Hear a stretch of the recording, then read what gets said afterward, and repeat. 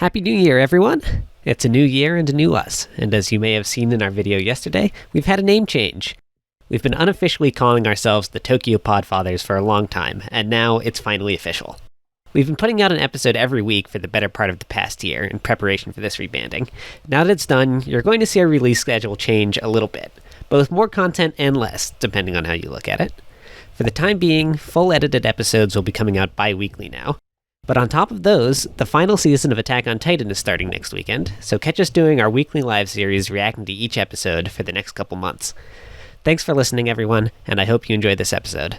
A lot of us were intimidated by the prospect of doing justice to Evangelion, but between our previous cast on it and this one, I'm really proud of what we had to say.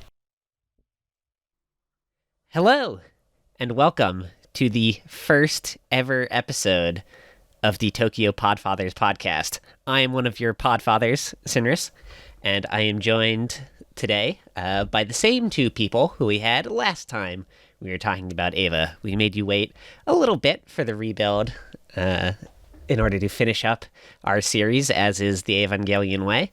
But with me now, I have Comrade Kavrik. Hey there. We rebuilt our podcast in you, and we're excited to discuss a bit more anime with you, I guess. And also, in addition to Cav, we have again Sha King 807. Anta Baka. Wait, I don't think they say that in the rebuild. I think there's a different Baka, but I think it's just Baka Shinji. But glad to be back, glad to be rebuilt. And finally, one more guest who was not here on the last one, but just couldn't stay away. It's Fate Steel Taylor. How you doing, buddy? I'm good. I'm glad to be the Mari of this podcast. I was just getting it to be Mari. You're so right. I wasn't in the original, but here I am. Wow, guys, long time listener, first time caller. So glad to be on this Tokyo Podfathers podcast. Yeah, it's your first time on the Tokyo Podfathers, as it is for all of us. Well, I'm glad you're here. The producer demanded that we needed an additional character in order to up the commercial value of the remake. So, man, and you couldn't get Maya Sakamoto for this one? Yeah, unfortunately not. So, as of this year, what is it? 26 years after the series first began, Evangelion is over at long last. And I'm just gonna throw out a hot take for you guys and tell me what you think about this. With the release of 3.0 plus 1.0, Thrice Upon a Time, the rebuilds are better than the original series. Do we go first? Shall I go first? Okay, I'm gonna say that's a hard pass for me, fam, but I respect your opinion.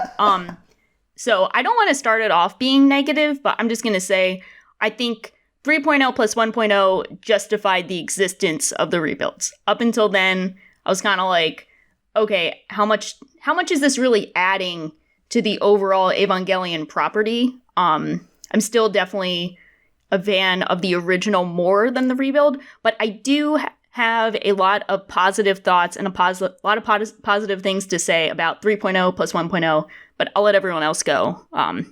Discuss Sinrus's take. Cav, what do you think? So I've been what I called myself a rebuild skeptic for a while now. And I would say I'm still a rebuild skeptic now, even after the final movie has come out. And it's quite a take, I would say, that rebuilds have eclipsed the original series, because I believe the question whether rebuilds are justified by itself is still going strong, as evident as by what Shah has said. So I'm still not sure. I think kind of, yeah, but we will talk about it later, I guess. I definitely think that the original is still stronger, though. Okay, and Tay, like me, you also gave 3.0 plus 1.0 a 10. So tell me, what do you think? I'm gonna take the cop-out answer. I'm gonna say no cop-out answer. I'm gonna take the cop-out answer. All cop-outs are valid. I think this is the message we're going into 2020, yes. 2022 with this. ACAV, all cop-outs are valid. I think 3.0 plus 1.0. And I love this, and we can go into it more. 3.0 plus 1.0 launched itself not just to be my favorite anime of 2021, not just my favorite anime that I've ever watched, but I think my favorite thing I've ever like any medium I've been a part of, game or like read, game, book, TV series, movie, any of that. I think it's one that's had maybe one of the most profound impacts on me. But I think the only reason why the rebuilds, and particularly Thrice Upon a Time, works so well for me is within the context of the original series. Like, if the original series to me wasn't an absolute masterpiece, 3.0 plus 1.0 wouldn't stand on it stands on the original's shoulders, right? And it's only able to build on it because of that. And so because of that, I feel like I have to say, I can't look at the two separately. To me, they are both part of the same franchise. It's not like Gundam where you can be like, oh, you have the UC and then you have like the spin-off stuff. Like, to me, it's all one franchise. And so Thrice Upon a Time, not only to me, made the rebuilds worth it, because even though I loved 3.33 and I generally really liked the rebuilds, like Shaw was saying, I think those rebuilds don't really have a purpose until 3.0 plus 1.0, but I think that's like saying a book doesn't have a purpose until like the final chapter. Like, of course it needs that resolution and the climax and all that. Okay, so I'm glad you said that, because you have revealed the clickbaitiness of my original statement, because I 100% agree with that. I think a more accurate way of putting what I said before is that I think that this final rebuild movie is the best part of Evangelion. Mm-hmm. But obviously, if it weren't for the fact that the original is such a masterpiece, this on its own wouldn't be worth very much. Like, there's no universe where someone can just watch the rebuilds without watching the original and get anything of value out of it, I don't think. Yeah, I think that's accurate. It's kind of like a bit of a chicken or the egg situation. Like, I mean, it's like, well, I mean, we do know which came first. We know the original came first, but it's kind of like, are the rebuilds really great? Because, like, they both have to play which into came each other. first, the first angel or the 13th angel? Oh, yeah. But it is kind of like a symbiotic relationship where, the original is enhanced because of Thrice Upon a Time, I think, because Anno has matured beyond however old he was when he first did the Neon Genesis Evangelion, the TV series, and End of Evangelion. And he's matured, and you can see that with how he ends Thrice Upon a Time and the message he's sending at Thrice Upon a Time versus the message he's sending at the end of Evangelion.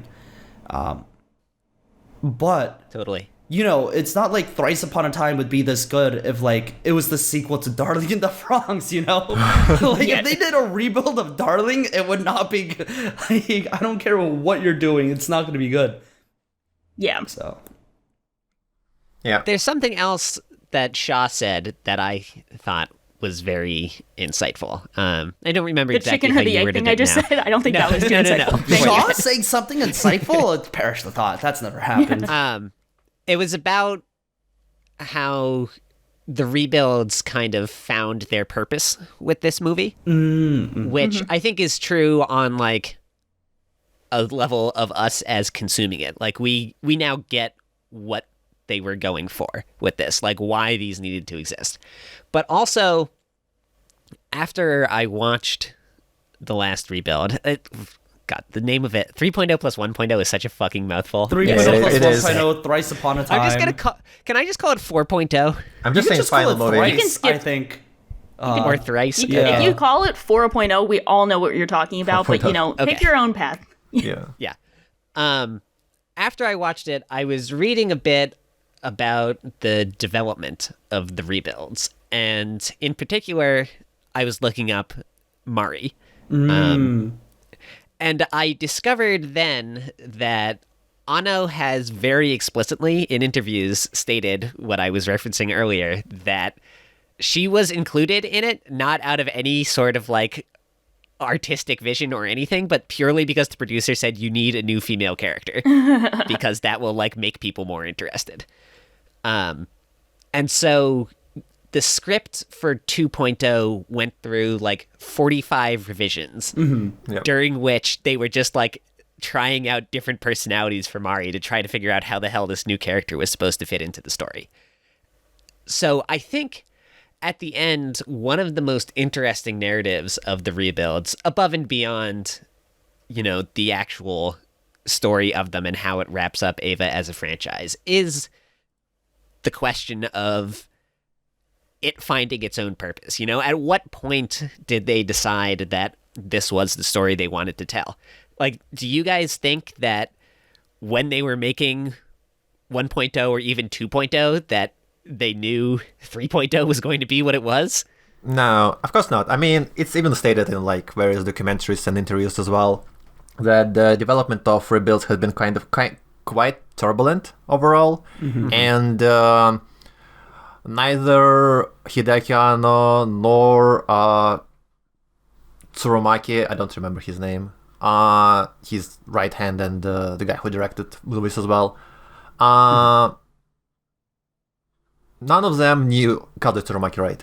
None of them knew what exactly Rebuilds are going to be. They were just kind of inspired by the Gundam series and how the series kind of always was coming up with new ideas, with new ways to push the envelope and like the plot forward.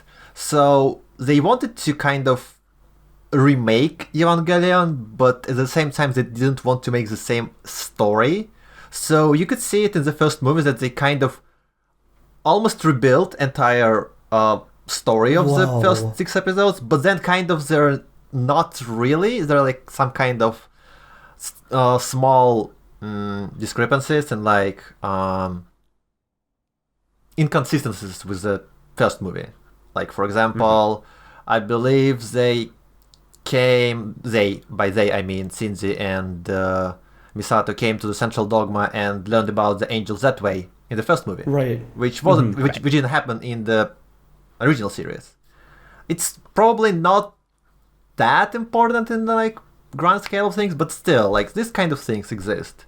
And then only then they realized with the second movie that we need something else. And Mari's introduction and alternations in how the story arcs are going, they all kind of signified that. So every movie had its kind of period of hard development, and obviously the final one was the hardest in terms of production, with Anno being actually kind of lost. In the interviews in like documentaries, it was stated that he didn't know exactly what to go with, and he even went as far as even ask other people for opinions and like seiyus as well.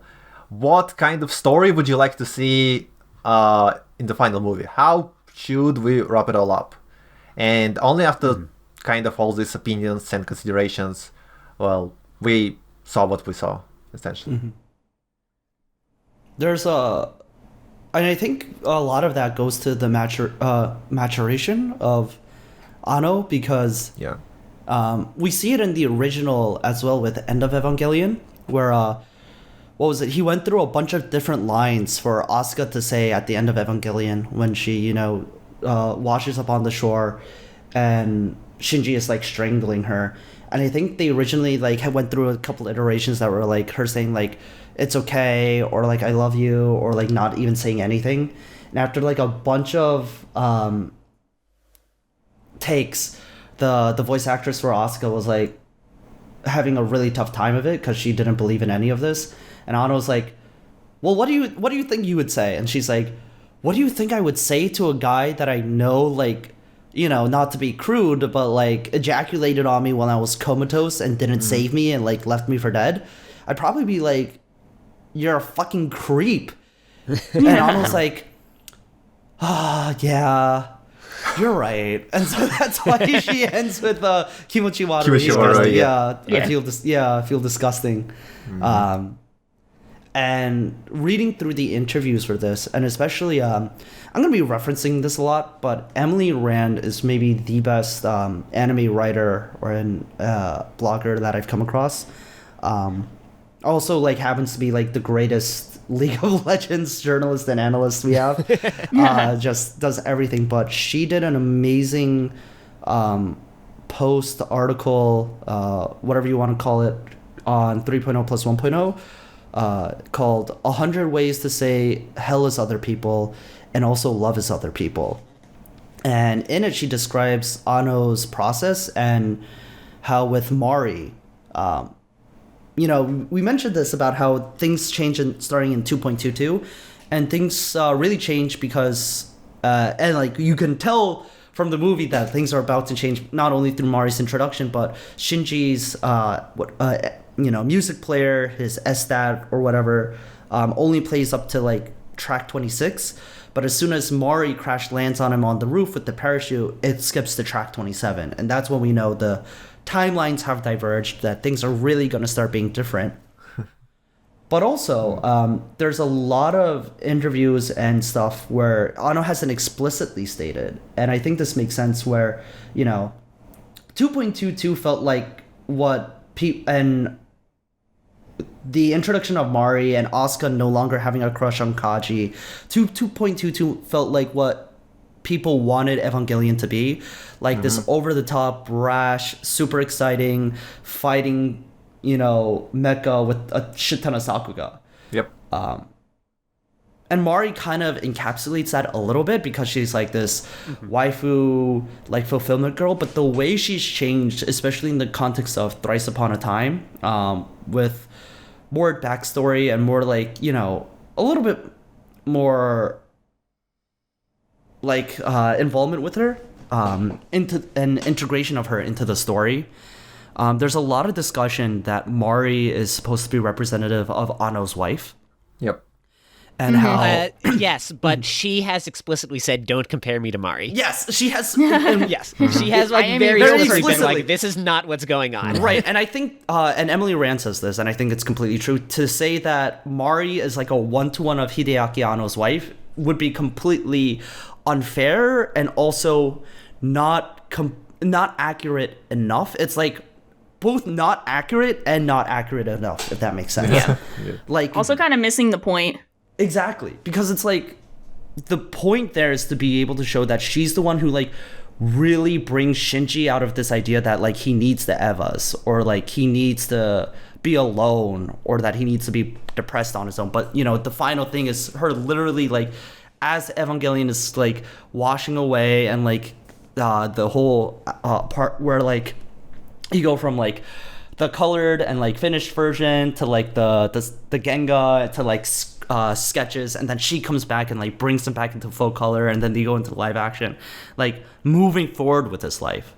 That I feel like is a really interesting part of Mari's character, and it's really interesting that he was able to take someone who's just supposed to be like a waifu, like production merchandise pushing force. Character. Yeah, like someone who's supposed to just like sell figures and turn her into like this really integral part of Shinji's life moving forward, or ability to move forward. Anyway, I just think Mari's a really interesting character. Yeah, are we talking about Mari now? I guess I could say a bit about her. I'm still not a big fan of Mari overall, mostly if you kind of compare her to the like original girls. But I see her purpose in the story as kind of a sane person, because like originally in the Evangelion, there's like pretty much not a single working individual, and maybe Kazi in a sense, but anyway. And to kind of break this kind of downward spiral of characters just going on and on and on in their depression, you need a kind of outside person to break it and kind of act as a sane person to change the narrative and probably fix it to the like wrong path, on the right path, right? So Marie is that kind of outside person, and she's very clinically sane. So she kind of a bit sarcastic, somewhat pushy, but at the same time she kind of symbolizes even audience, I would say, and their maturity and how they would perceive the complex of the problems of the movie and the series overall. And that kind of maturity of the audience is what, maybe cynicism as well a bit, is what Mari represents, at least in my opinion. And the ending of the movie, of the final movie, kind of implies, not implies, but I guess states in the plain text that that's kind of the ending, and that kind of marrying up Shinji with that maturity is what was the final goal of the movie, if it makes sense. Mm-hmm. Mm-hmm. Yeah. I think Mari is probably the perfect example of how, like, I'm kind of torn on how to look at the rebuilds on two ways that, as we've kind of hinted at, are, like, separate, but you can't really separate them. And I think it's the rebuilds as, like, films on their own versus how they're perceived in the overall meta context of Evangelion as a franchise. So I like how Mari is used, as you guys have already described, you know, as kind of maybe like an audience stand-in for that maturity, someone who's an outside force who's kind of there to shake everything up and remind people, like, the actual characters, I mean, like, you know, for some sense of stability and maturity. But then it's like, if I just look at Mari as a character in the four films, I don't find myself too attached to her as, like, that alone. But, you know, putting the two together, I like her. But it's really tough to have that stack up compared to 26 years worth of characters that we've gotten attached to who also have their own kind of meta input. So it's kind of tough because I'm torn, especially with 3.0 and 1.0, I'm torn on just the movie as it exists in a vacuum. Like, how was it constructed? How was the writing? How was the characters? How was the plot? All of that. The normal way you'd kind of, like, analyze a film versus what it does for the Evangelion franchise. And as we've said, you can't fully separate the two, but it does feel like there's two sides to the coin.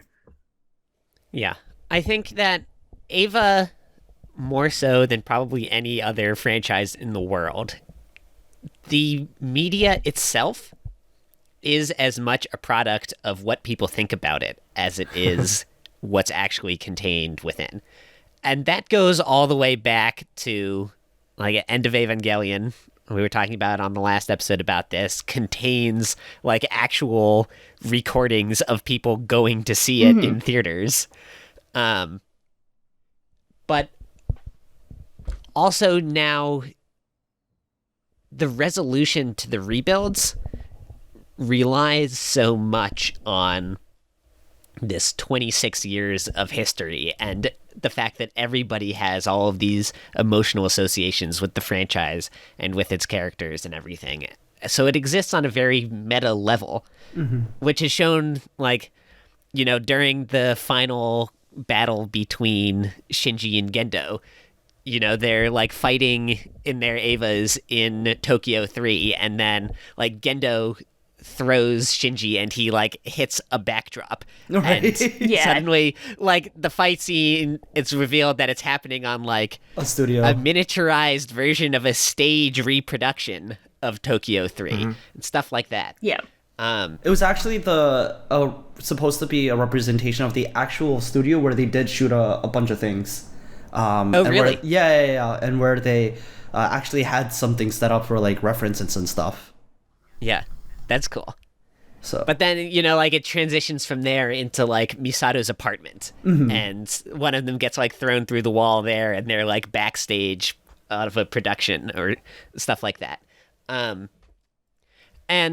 it's because of those kinds of things that it does make it really difficult to break down feelings on elements that are really good through one lens, but not so good through the other, which is what I think is exactly what's happening with Mari to us and a lot of people. Yeah. My feelings on her are also kind of complicated. Like, I was not a very big fan of her. I thought that when the first of my friends to see Thrice Upon a Time, like, one of the first things I asked them after they told me they saw it was like, oh, did they give Mari a reason to exist? And she was like, sort of, like, she's definitely important. Yeah. But my first time watching the rebuilds, I was definitely not a fan of hers. I thought that she felt very out of place. Like, Right. she didn't have the same kind of, like, emotions tied up with her that I did with all of the other characters. So whenever she was on screen and kind of, like, doing something that felt very tonally off from what we expect of Evangelion, I found it really annoying. But when I just rewatched them, coming up to my first watch of Thrice, I found I actually liked her a lot this time.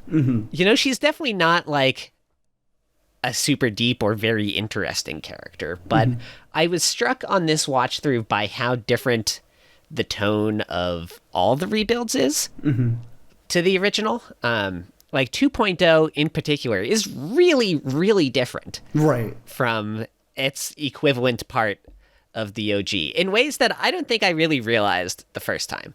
But it's a lot more of, like, a fun, happy, upbeat sort of experience.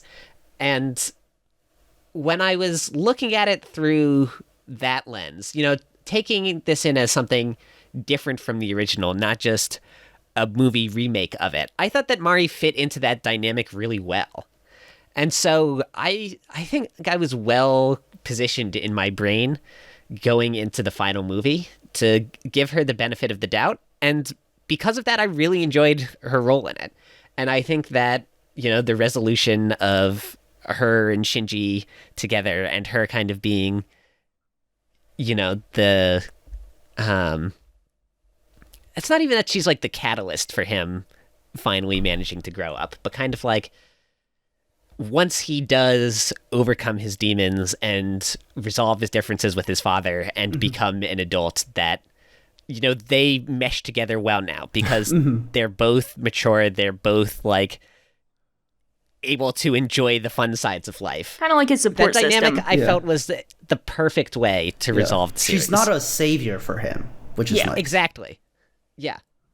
She is just kind of there until he's ready to meet her where she's at. Right. Yeah. Which I think is really cool to show her, and they talk about this explicitly, in the sense that, like, why Kaoru and Shinji, even though, they clearly love each other and have a strong bond for each other, but that wasn't healthy because it was more like a selfish love for both of them. Where, like, Kaoru is only thinking about Kaoru, or only thinking about Shinji in a sense, in, like, an obsessive kind of way. And Shinji is also only thinking about Shinji. Exactly. And that's why, like, even though they're, like, relationship and they have a love for each other, it's not like a healthy, sustaining love for each other. Like, they'll say they'll always have, their names will always be next to each other in the Book of Life, whatever that means. But, like, it's not meant for them to, it's not healthy for them to be next to each other. And I think Mari being the encapsulation of, like, what should a healthy relationship look like? Or, like, you shouldn't rely on someone to, like, drag you out of, like, people should be there to support you. But, like, relying on someone to be a savior for you, I think, in a relationship in particular, when it comes to love, I think is the wrong way to think about it. And Absolutely. that is not what Evangelion is trying to do. And I think, while we're talking a lot about Mari, I think one of the characters I really wanted to talk about, in the sense of how the rebuilds really, for lack of a better term, rebuilt their character, is Rei to me. Yeah, Yes. I think Rei is the real star of the rebuilds. Well, maybe Shinji and Rei are the main two. And and if people listen to our first Eva podcast, they know that I'm, like, big Asuka fan. She's my favorite character in the series. So I got to give credit where credit is due. But I think Rei is definitely the big, maybe if Shinji's the focus, she's the next biggest focus. And I think the rebuilds definitely did her a lot of justice in recontextualizing everything, rebuilding her, and just kind of giving her another perspective in which to show off her strengths and the real point of her character. Because I think it's kind of tough to talk about Ava, especially since the rebuilds are kind of like, I don't know, not to get too bullshitty, but they're kind of like postmodern Ava, where like we almost kind of have to take into consideration the impact it had on everything. So that means like the good and the bad, like the good impact it had on everyone and how it became like a cultural phenomenon, but also kind of the bad parts of that, like the merchandising, the waifuization that kind of went against what it felt like the main series of like, hey, maybe you should like not be in love with clinically insane people who don't know how to take care of themselves or have... Or not even clinically insane people, but like people who are broken, don't like fetishize them, you know? Like, yeah, like you shouldn't love Rei for not talking. If you met a tsundere in real life, they'd be really fucked up. Like, you have to be really fucked up to not be able to properly express your emotions. And if you met like a kudere in real life, like they'd have to be really fucked up in order to like not be a proper functioning human being.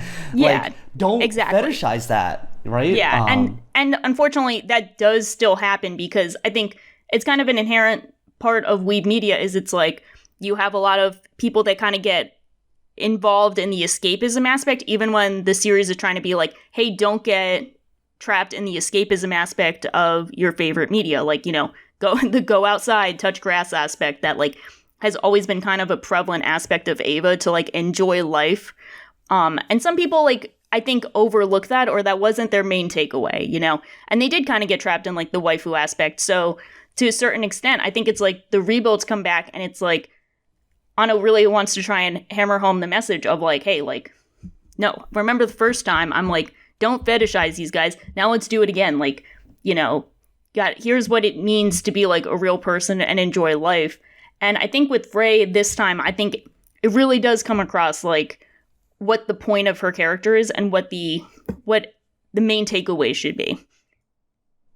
The biggest difference for me for Rei, like you're saying, and the way she's rebuilt, and the way we're supposed to take away things, I think, is Rei, like, from Anno's mouth, was disrespected in the original series. Mm-hmm. This is what Anno said about Rei. This is verbatim.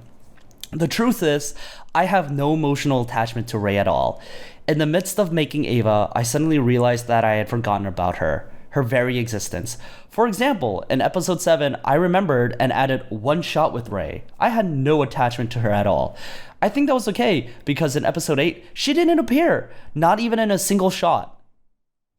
Episode 6 was too early in the context of the episode 6 where she asks what she should do when Shinji sees her, and he's like, why don't you smile? And she does finally smile.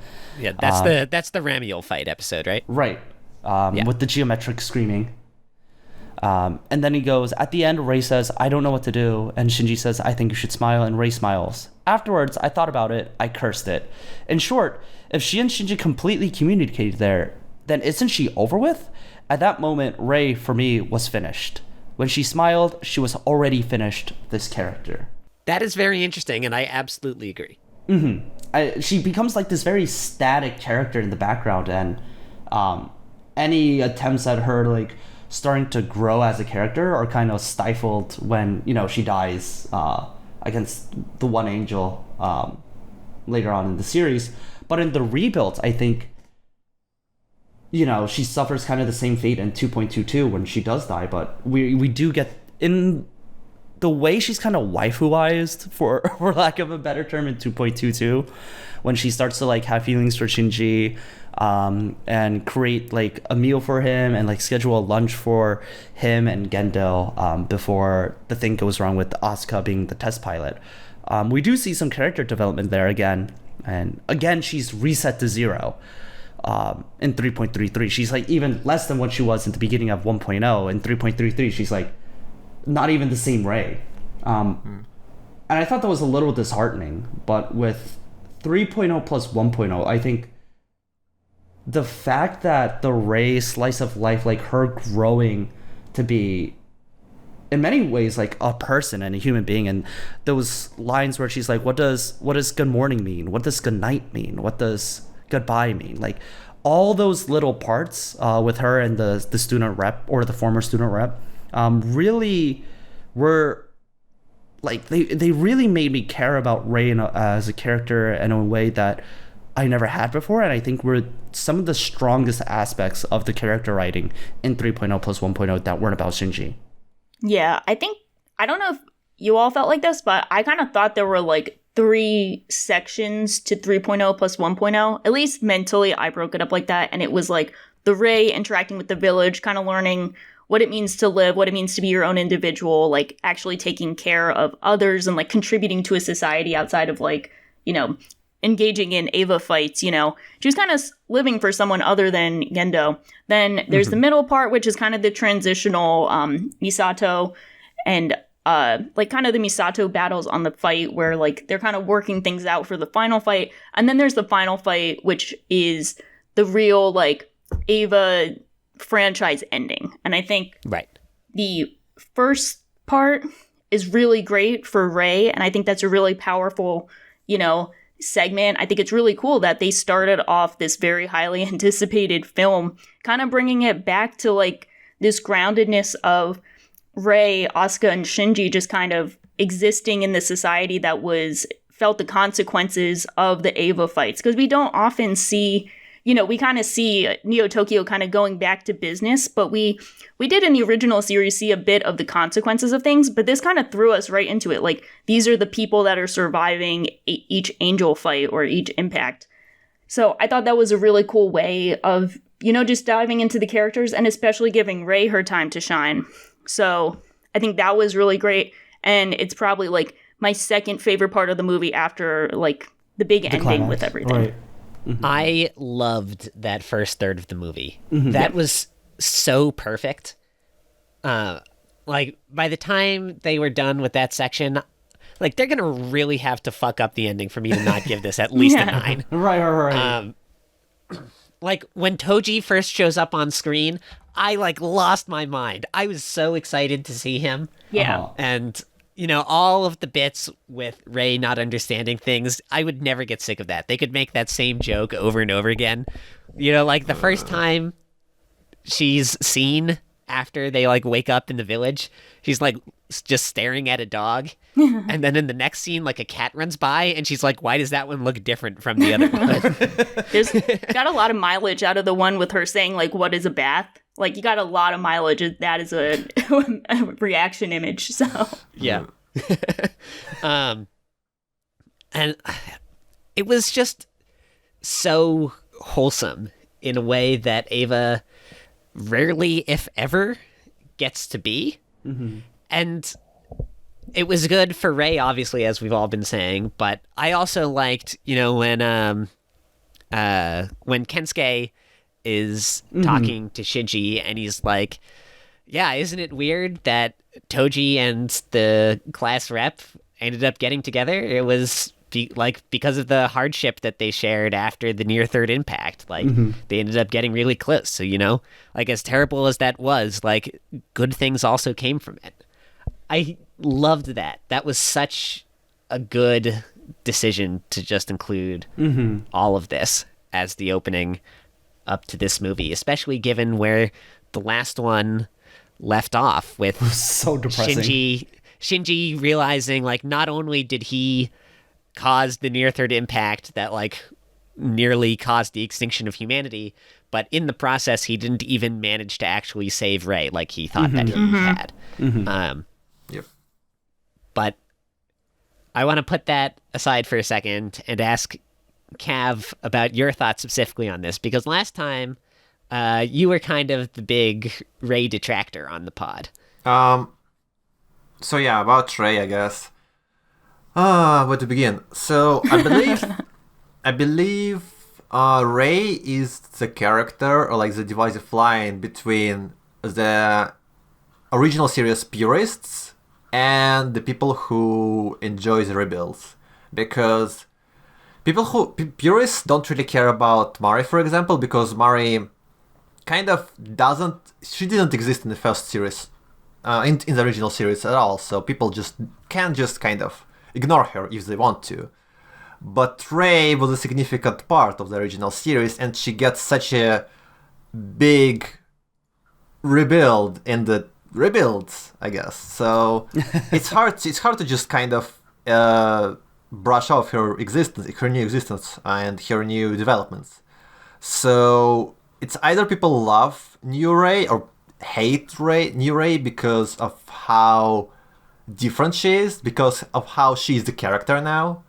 Aside from apart from how she was in the original series, where she was mostly a sort of a plot device, sort of an idea, sort of a concept. Like, you could argue there. But about rebuilds. So, my opinion on Rey, personal opinion, is that she is a good character, and I believe her story, her arc, again, as with Eva, as we talked about it many times already, it doesn't really exist without the overarching narrative and meta-narrative of the Evangelion. So, the second movie that we talked about as well, it's kind of, in my view, it's kind of a pop version of Eva. So, it is very streamlined, very straightforward, kind of cinema appropriate action movie, right? Especially compared to the original series, and especially compared to, for example, End of Evangelion. And the development that Rey gets here is very appropriate to that. It's a slick, streamlined version of a sheltered girl who is discovering her first love, basically. And I would say, in my opinion, it's a bit simplified in the movie. I wish there was a bit more to that. And overall, it's just my kind of problems with the second movie. It felt very packed and rushed to my personal taste, especially considering that it tried to remix the 12 to 14 episodes of the original series, basically, and packed it in the one movie, right? So it felt like Rey and Asuka as well, but we'll talk about Asuka later, I guess. They kind of suffered with this rush development. So I wasn't really particularly keen on her developments in that movie.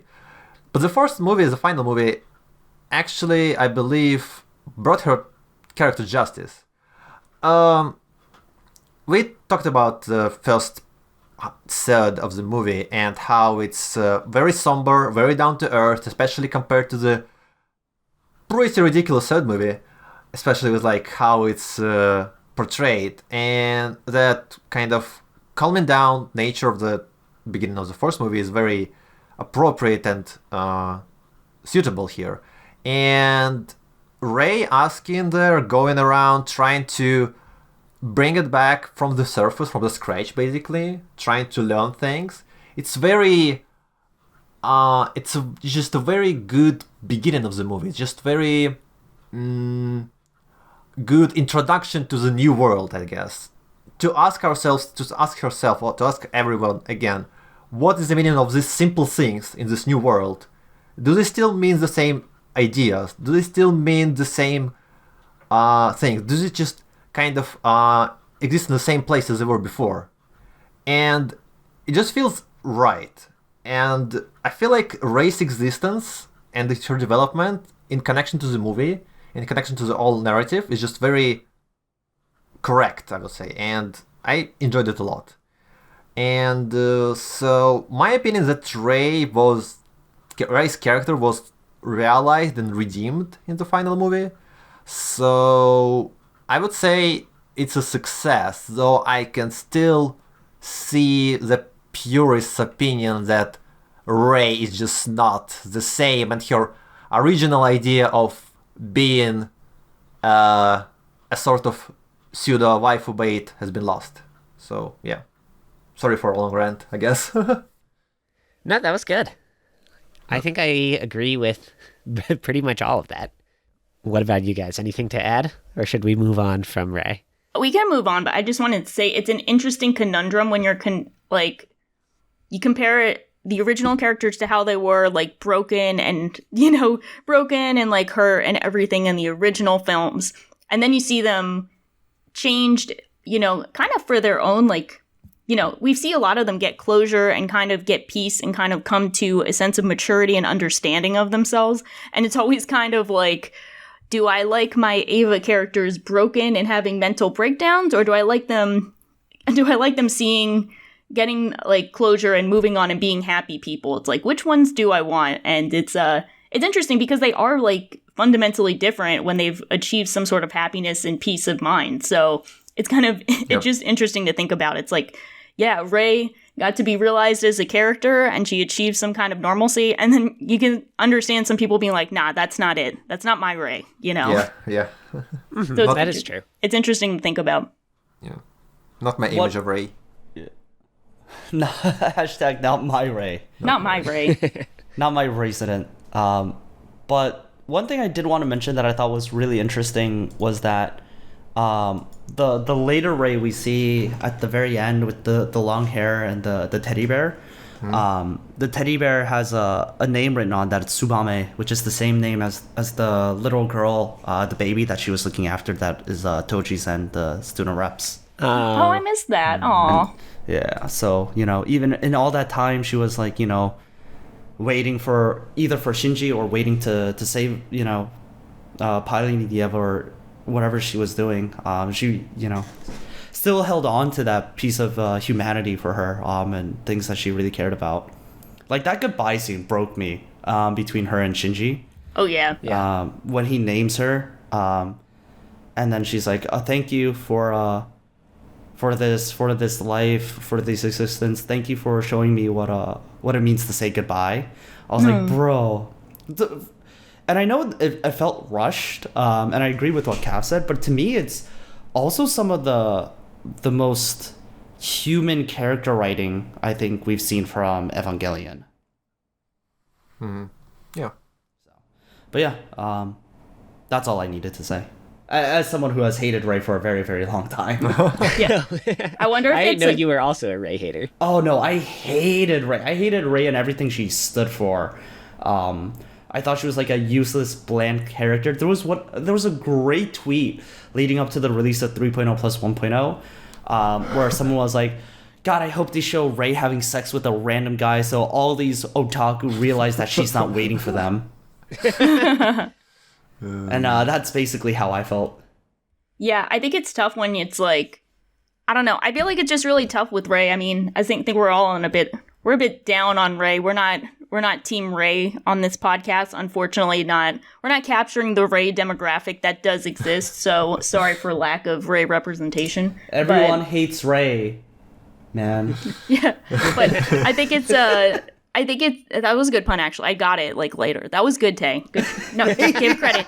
Rey, man. I was like, oh wait, it's good. But yeah, so I think it's kind of tough, but like it's kind of frustrating, I think, at least before the rebuilds, when we're kind of talking about Ava characters and, you get into debates with people or just heated discussions. And, we're all talking about like, who's the best of this very complicated, very flawed, very interesting, nuanced cast. And, like, when someone brings up Rey and I'm like, no, like, I literally don't see it. Like, I didn't see it. But now I do think, I think it's a bit more warranted to have her among the conversations with, like, Asuka, Shinji, Misato, like, all Gendo, like, all these very flawed, interesting characters. Now I think she's finally kind of earned her stripes to be mentioned above there. And Totally agreed. Yeah, maybe that's a bit too nitpicky and biased, but, like, that's how I felt before rebuilds, but now my opinion has been rebuilt. Hey, we should have a rebuild counter going on for this podcast. That would be great. Sure. I'll keep that in mind for the end. Actually, yeah.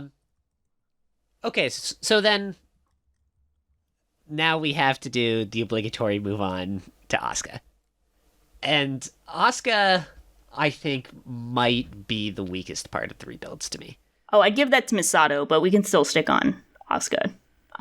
It's close. Yeah. But which is unfortunate because she's our favorite from both. I think are our favorites from the original.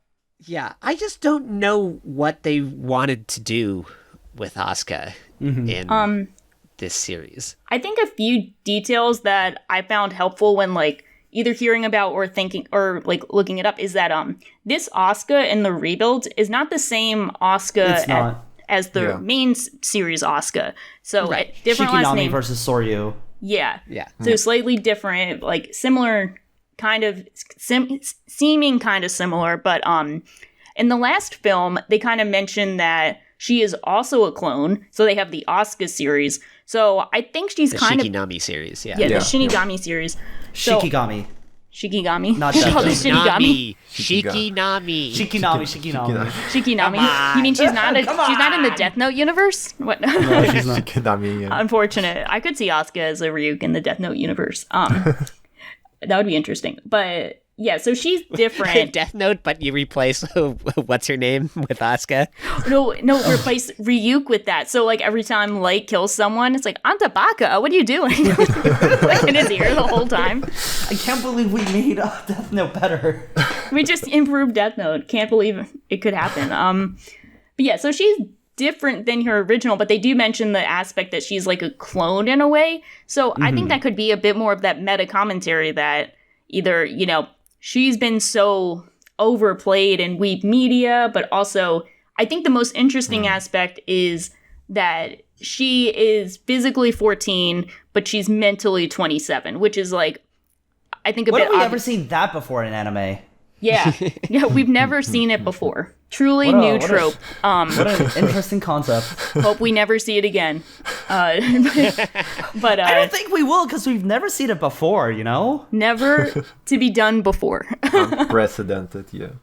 Yeah, but so like she is like kind of the physical mental commentary on like how she's not able to really grow with the series. Like we're always kind of referring back to her as a 14-year-old going through her own trauma, her own issues. Like she's never given that chance to mature and grow, just as the series is always viewed in that same aspect as it was 27 years ago. So I think she serves well as more of like the meta commentary on how the series and her character is portrayed.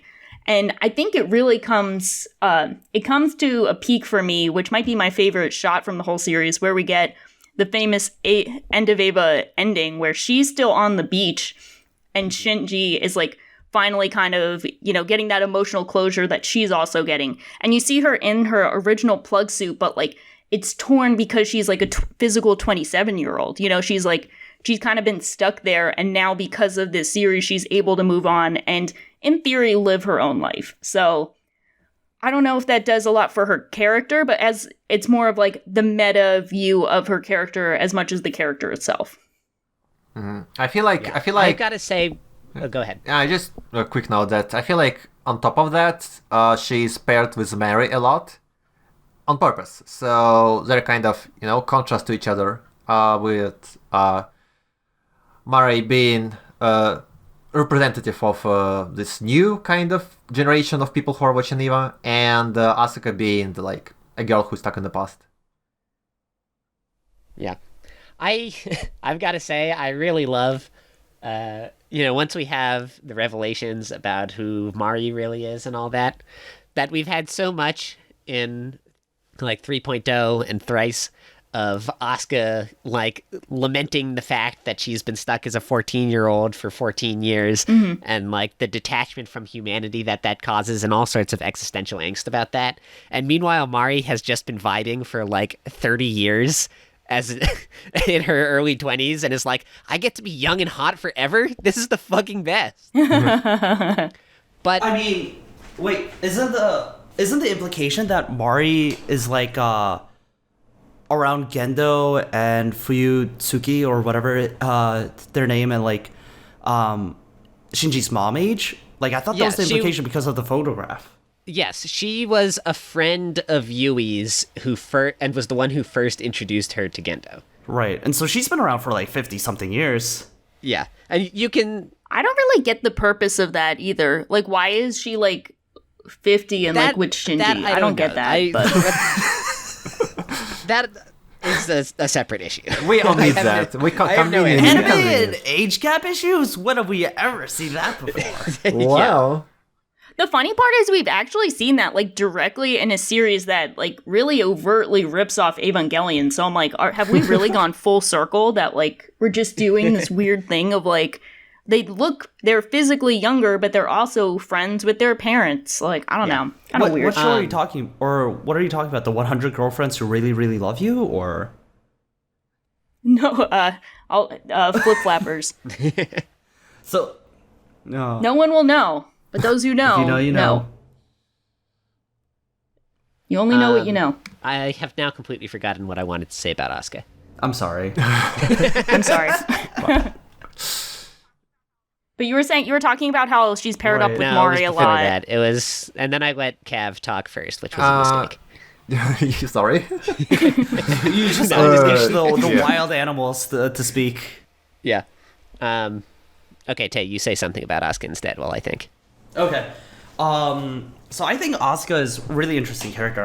I've loved Asuka for a really long time. I think Shaw, I'm in the same boat as Shaw, where I thought she was like the best character of Evangelion, or at least the one that I enjoyed watching the most and I thought was interesting. I think Shinji is the best written, but Asuka was really cool to see and to witness. And I think in 3.33 it's aggressive how like the shots that they show of her are so blatantly fan service. Like her ass sticks out so many times, but then she's like aggressively not waifu-wise because she's like, oh, like, do you have feelings for the brat? Well, that's because, or like when she's talking to the Ray clone, she's like, it's because we were built that way. Like we were built to have feelings for the third child.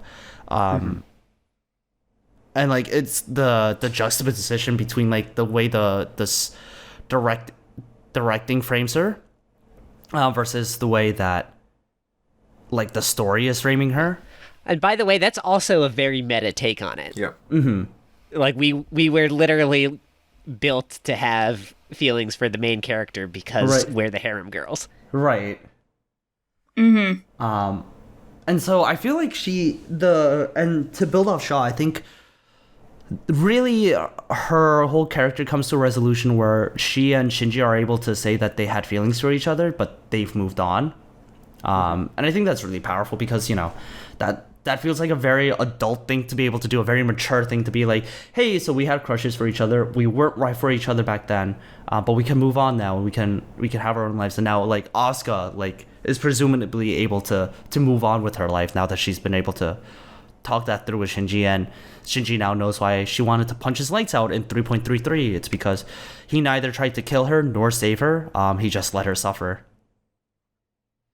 Yeah, I really like the little exchange that she has with Mari after they visit Shinji in solitary confinement, where I think Mari asks her, like, oh, do you feel better now that you were able to get that out of your system? And Asuka says something like, yeah, I do. Like, what he needs isn't a girlfriend, it's a mother. Yeah. Yeah. Also a very meta thing to say, actually. Yeah, true. Yeah. I can't remember what point I actually wanted to make about the character, but I just have to point out, very in keeping with the spirit of Asuka, to have her get her, like, crowning moment of awesome in the finale and then immediately get completely destroyed. Yeah. With Yes. literally getting destroyed, Yeah. or Like, she does the cool thing where she's, like, about to win and, like, finish the story, and then for reasons, like, entirely outside of her control, that just, like, the task is bigger than anybody realized and gets completely annihilated. Also, can we Yeah, talk that's real true. quick about how gorgeous that final scene on the beach looked? It was by the particular, like, art style, the way Asuka was drawn. It just looked absolutely phenomenal. yeah, that one shot. Yeah, you see that shot with her detailed eyes. You're Holy like, shit! ooh, When hey. did we like get into like an actual like art piece? You know, like instead of anime. That shot of the two of them on the beach from End of Ava, though, was one of those things that was so mind-blowing. And I don't want to get into this now, but I want to circle back to talking about kind of how this whole experience relates back to End of Ava. But we can get to that when we're done talking with characters. Man who has only seen End of Ava, Yeah. watching Thrice Upon a Time, getting a lot of End of Ava vibes from this. I don't know. I don't have anything to add about Asuka, honestly. I'll just say this. I was a big fan of her in the original series, and despite all of this stuff, meta stuff that has been going on in the rebuilds, I still can't help but feel that her character was a bit reductive in the rebuilds. So I agree. That's what I was trying to get at earlier when I was like, yeah, what were I they can't doing say with her? I enjoyed her a lot. Like, I see what was they trying to do with her, but oh man, I bought my Asuka, you know? Yeah. Yeah.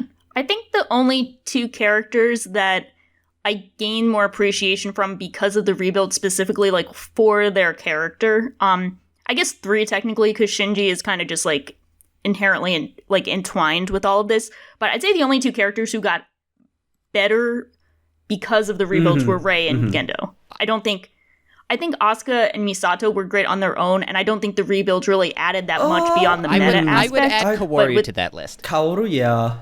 Yeah. Yeah. Plus 3.33. Yeah, because I didn't really feel strongly. Well, I didn't really feel anything for Kaoru until 3.0 plus 1.0. 3.0 so plus I the would agree. 1.0, not even 3.33. No, I mean, I'm not sure if we want to get into this, but I do not. I'm not a fan of 3.0. Onto the Kaworu Yeah. train. Yeah, I did not think 3.33 was a good film. Interesting. I recently rewatched it to watch. Yeah, I think it's like not well constructed, like in terms of the plot. Like I was rewatching it right before 3.0 plus 1.0. I get what it's trying to do, and I think it adds the like, oh, we've been here for 27 years. Like, what does this really mean for like Ava as a series? But it made me realize that I'm not a fan of the big kind of over-the-top space battles. It made me realize just how much I appreciate the Ava battles that were more like grounded on to Neo Tokyo. Like I like how they have to battle these giant aliens kind of with their bare hands or with a knife or just a gun, and how like all of the damage that's being taken is like impacted in the setting around them. I'm so confused. I like Your that groundedness. 3.33 is the opening fight in space? Okay. No, I'm getting to it. So like I think the issue is that like it made me realize I'm not as engaged in those types of fights. But my issue with 3.33 is it starts with the space fight and you're like, okay, I don't know what's going on. Shinji doesn't know what's going on. We're all on the same page. And then it just goes directly into another fight, which I didn't find engaging because at that point it's like, okay, I want to start figuring out what's going on so I can kind of appreciate everything that's happening. So I don't think it was good to do like 2 fight scenes back to back. And then when they kind of get into the meat of everything that's going on, I was like, okay, I get what they're doing, but I'm not like super engaged with this overall message. Yeah. Shaw, you and I talked about this a couple days ago, but I completely agree. It was funny that actually the first time I watched the rebuilds, the first 3 of them were out. The last one wasn't, obviously. And I thought the first 2 were like kind of okay, but didn't really do much of note because they were just retreading old ground. And then I thought the 3rd one I was really into because I talk a lot about the feeling of End of Ava that is so unique to Evangelion for me that like just mind blown, what the fuck am I looking at? And I thought that the end of 3.0 replicated that feeling for me, and so I was super on board with it. But then this time when I rewatched them all, I appreciated the first 2 films a lot more and noticed a lot more of what they do differently from the original series. And then I got to 3.0 and I was like, this movie is just bad. Like the pacing is terrible. It's so dense and confusing, but also basically nothing actually happens in it. Yeah. It's very, very weak in retrospect. And the bits of like the piano playing with Kaworu are really the only redeeming value that I think that movie has now in retrospect. Yeah, I can see that. I think it's kind of tough when like the first time you watch it, it's like, okay, I'm open to seeing what's happening, what's going on. And then I think it's just tough, especially like on my rewatch. I rewatched all of the the original Evangelion. And when I got to End of Eva, I had forgotten a lot, but like, it's such a perfectly crafted film. Like, not a second is wasted, it's like so tight, the pacing is on point, and like, you always feel like you're getting hit with an emotional rush of something, no matter how complicated. So I don't really get those vibes from 3.33, even though I think it's trying to evoke something maybe similar but different.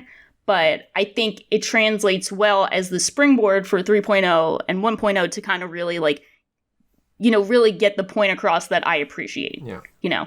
So I guess I appreciate it to exist for 3.0 plus 1.0, but just as a film, I don't think it's very good. I completely disagree with you guys. 3.33 is one of my favorite films I've seen, and I loved it. Really? On its own before 3.0 plus 1.0. I thought the way that it handled the consequences that Shinji had to go through, and the fact that it seemed to be like a giant fuck you to all the fans that really wanted Shinji to go into the robot. Here's Ano being like, no, actually, like, him trying to escape his problems by going into the robot is bad. What we should actually be focusing on is him trying desperately to, like, make connections with people. And for me, it was with Kaoru being really the only person to talk to Shinji and being the only person to listen to him. Because in the beginning, right, he's asking, like, Misato, what's going on? Like, Asuka, what's going on? Like, anyone, Gendo, please tell me what's going on. And no one is telling him what's going on. And Kaoru is the only person who listens to him. And so, of course, like, when Kaoru first tells him, like, oh, like, this is how you can redeem yourself, this is how you can save yourself, like, he's 13 years old. It's the only way that, or 13, 14 years old, it's the only way he thinks that he'll be able to save everyone and bring Rei back is by taking those spears out and by reshaping the world. And he's so latched onto that. But even after that, right, he finds this one person who connects with him, but that person, Kaoru, takes the burden from him, right? The potential of death, taking the collar, the choker from him, the DSS choker, and dies literally in front of Shinji's face. Before that, he sees the consequences of his actions and stuff, but it's all like very abstract. It's very like, oh, like, these buildings got destroyed, or like wanton destruction happened, and like maybe some people died here and there, but Kaoru is the first person to like really like brutally die right in front of his eyes. And so, I 100% agree with that. Uh-huh. I think that Kaoru specifically is handled really, really well in this movie. Right.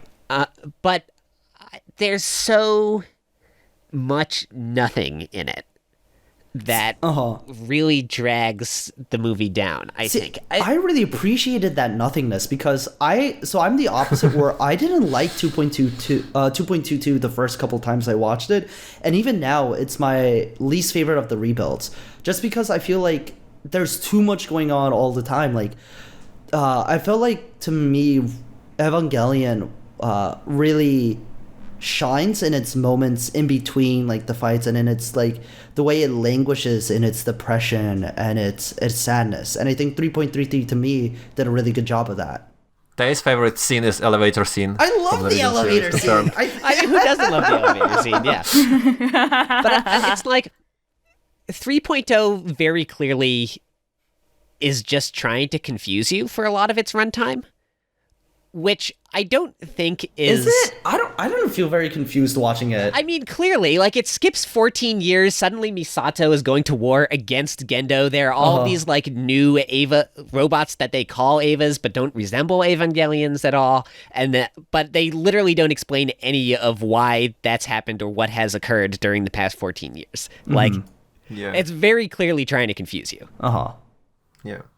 Yeah, that's what I meant by, like, they put the two fight scenes back to back, and the first one is obviously meant to confuse you, and at that point, you kind of want to be like, okay, what's going on so I can process what's going on, and then they add another fight scene. Out what, but they never let you figure out what. Yeah, exactly.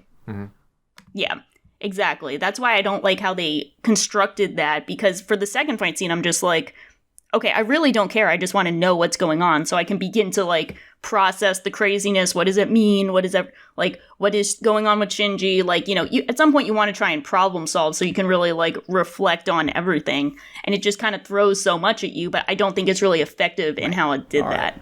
Yeah. But I would agree that I do disagree like with the fight scenes. I do like the scenes of I disagree about nothingness. the fight scene specifically. I think, Yeah, like, it makes sense that, like, things would just, like, be so disorienting to Shinji coming out of that thing. And when he asks for information, like, no one's telling him. And I think that's on purpose with the film. Like, that seems to be explicitly what the film is going for, that, like, shit's hitting the fan, Shinji, just, like, trust us, and nobody's talking about him, and that's I don't know. I just think You're it's right. really weird to, like, focus on the fights for... And it's a weird thing, right? But I don't think, like, the fights have ever been, like, a point of contention or, like, for me, for Evangelion generally. well, you're pointing it out is like the fight scene. I'm not talking about the fight scene specifically. I'm talking about the way the fight scene is utilized in the pacing of the film and how it's constructed as a narrative and how it impacts the like viewer's experience. So it's not like literally I don't like how the robot punched the other robot. I was like, that's such a weird thing. No, that's what I meant by when I was explaining like this is how we're supposed to feel. This is how Shinji feels. Like that's why I talked about like the emotional impact and the viewer experience while experiencing it. Not like I don't like how punch one happened. You know, it's not literally the fight scene. It's how it impacts your experience. I've got 2 points to add on it. to that. One of which is you're right that kind of the point of the movie is that nobody is telling Shinji anything, so he like takes matters into his own hands, like at Kaworu's prompting, and then even once Kaworu's like, actually, no, Shinji, I made a mistake, put down the spears, he's like, no, this is my only option, which just like causes more problems. But the other thing is that on top of what Shaw said, I will also say that I don't like how the robot punched the other robot. Specifically because they don't in those first 2 scenes. Like I remember who was saying earlier, it might have been Shaw, about how, you know, the like how visceral the combat in Eva is so good that they're like going hand to hand with these aliens with like nothing but a knife. You know, those fight scenes are always so good, and the fights that are just like, you know, they're in the Wunder like shooting laser beams at another spaceship, comparatively does not interest me. To talk about third movie, I guess, is what we're doing now, and the Kaworu bit, right? I agree mostly with what Shai and Sinrus have said before. I would say that I'm not a big fan of the movie, but I appreciated how it tried to kind of break the envelope and like try to confuse people, viewers on purpose, especially after like the streamlined second movie. It was pretty bold, I would say. Yeah. Very Eva-esque, you know? It was cool. But I very much, 100% agree with Sinrus' notion that just in the movie, just kind of nothing happens that much. Essentially, the movie runs for an hour and a half. It's a long time, but it's actually much shorter. Than I was gonna say it goes by fast. It's a quick movie. The first movie is about the same runtime, actually. Okay. But yeah, anyway, not the point.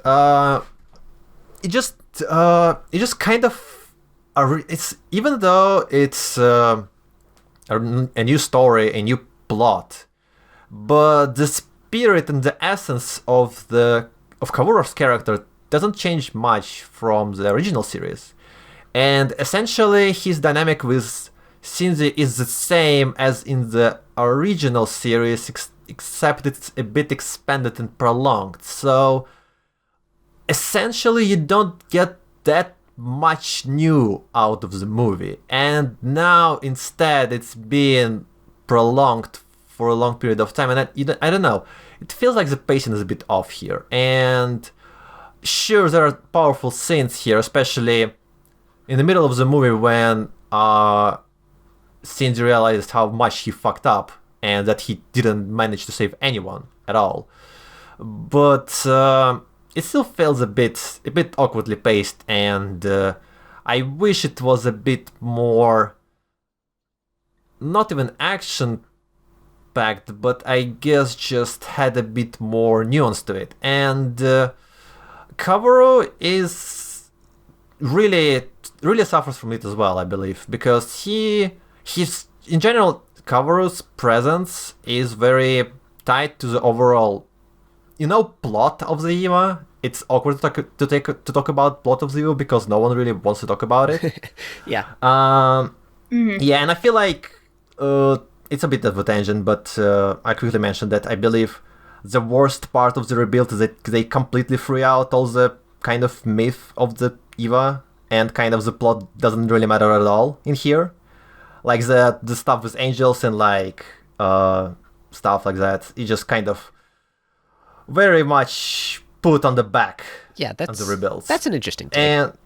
And I feel like Cover suffers from it a lot. Being the angel, being that kind of one of the primordial beings, and he kind of represents this all of the good of humanity, all the hope. And him being essentially murdered is a kind of good message and an important step in Shinji's maturity and realization of his own path, but it still feels a bit disconnected, I would say, from the overall story, and it just kind of feels like a lull in the overall arc of Shinji's narrative. And again, Kaworu is not a bad character per se. It just feels like he just kind of a victim of his own place in this story, where his arc is very densely packed in one movie, and then he doesn't really appear anywhere else. Yeah, I guess the whole point of Kaworu as a character is that he briefly gives Shinji hope, and then very quickly it's taken away. Yeah. And because of that, it means he can never really stick around to have much time to develop on his own. Mm-hmm. Yeah, I agree. Yeah, I think because of that, it's so interesting to see like how he's used in 3.0 and 1.0, because I didn't expect Koru commentary after the fact, but like it was really cool to see. Like it was a really pleasant surprise. I'm not sure if it's too soon to transition into that. I want to say my biggest disappointment. So a big part of the experience of watching these over the last bunch of years before they were all out is all of the fan speculation that was surrounding them, right? And I never in a million years expected that they would confirm the time loop theory. Mm-hmm. But they did, which was shocking to me. Yeah. But part of that theory that I really loved, and I'm disappointed that they deconfirmed, was that Kaworu in the rebuild timeline was, or like had the soul of the original timeline Shinji. Wait, Are you what? guys familiar with that one? Oh yeah. Oh, what? This is a fan theory? This was a fan theory that Oh no, I hate fan theories. I has been despise. deconfirmed now, That's but- that's a whole that's a whole other thing. But I hate fan theories. I hate Okay. like reading anything about them, hearing about them. Like I don't know. I just have had really bad experiences with like headcanon on the internet, and so I've just disavowed fan theories and headcanon completely. Well, that's funny because most of the fan theories that came out after 3.0 ended up being correct. But Yeah. I feel like that's more like inferring what the story is saying rather than like fan theory. Like the time loop thing seems to be really explicit from Evangelion, like the first rebuild, when like the after credit Yeah, I scene, agree. Kaoru was like, "Oh, finally, this time I'll be able to save you." Like, right. And there are so many coffins, like it's implied. Yeah. It's not like very much a theory as much like explicitly stated in the film. Yeah. Well, this one was based on stuff like in 2.0 when Gendo and Fuyutsuki go to the moon and they like see Kaworu sitting up on his Eva, like out of the airlock. Like Kaworu turns to them and like looks at Gendo through the window and says like, "Nice to finally meet you, father." Oh. Yeah. But that's all beside the point. Yeah, you were mentioning a bunch of them to me, and I was like, I'm not gonna reveal what's going on. Yeah. Like, that's a theory, a fan theory. Like, I was just like not gonna reveal them. So, I am personally happy that the time loop theory is in, and I'm also happy that Kaworu getting Shinji's soul is out. I don't think I'm a fan of that one, but it's a interesting possibility. But I mean, by the time you told me, I already knew what happened. So I'm like, nah, I'll stick with what actually happened. I just want to make one final point on 3.0 then, and that's that it's very clearly the pinnacle of when they didn't really know what they wanted to do with the rebuilds. Because it's so out of left field compared to everything else. Yeah. And I think the fact that they don't explain anything about what happened in the last 14 years is probably because they didn't know either.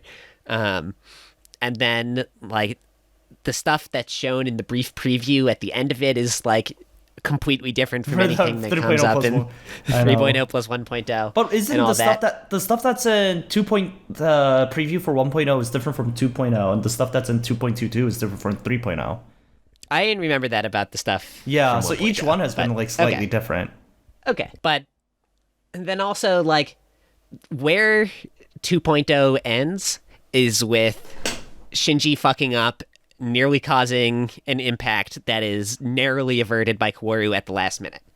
And then where 3.0 ends is with Shinji fucking up and nearly causing an impact that is narrowly averted by Kaworu at the last minute. No, 2.22, it's stopped by Kaji. No, in the post-credit scene, right, when he's hit by the lance, Kaworu comes out of the sky and hits him with the lance to shut down. Is it Kaworu Unit who 1. throws the lance at the end? I thought in 3.0 plus 1.0 they say it's Kaji. No, it's Kaworu. It's Kaworu. I have no idea what they were talking about with Kaji, honestly, there. But 2.0 ends with Kawaru's Eva descending from the moon and stopping. Yes, I know. You were tilting me off the face of the planet. I know, I'm fucking that up. I'm gonna throw a lance at you. No, I was too. Oh man.